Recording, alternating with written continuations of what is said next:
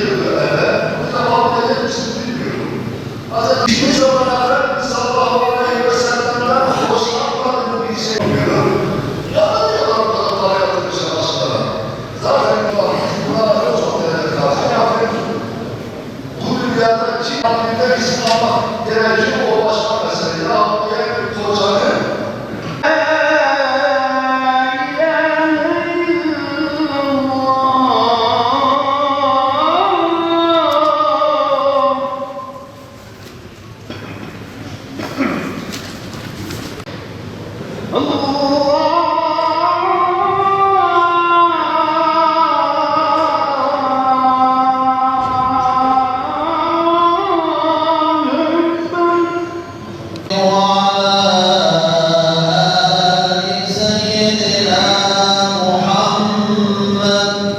Diyanet İşleri Başkanlığımızın yazısına istinaden artık bu cumadan itibaren normal saf düzenine geçilecek, bilginiz olsun.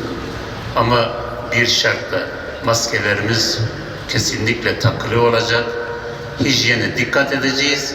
Yani malumunuz 2019'un Ocak ayından bu hastalık çıkınca camilerde cemaatle namaz yapılmadı. Cumalar kılınmadı. Belli bir zaman sonra cumaları dışarıda mesafeli bir şekilde kıldık.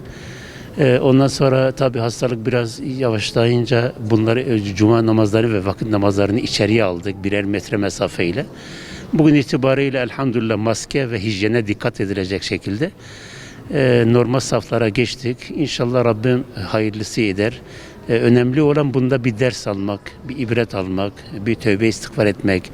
Hazreti Peygamber buyuruyor ya, siz hesaba çekilmeden kendi nefsinizi hesaba çekiniz.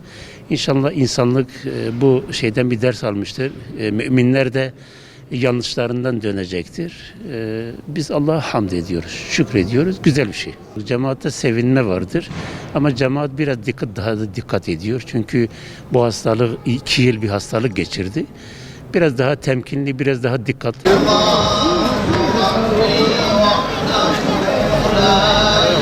Görüp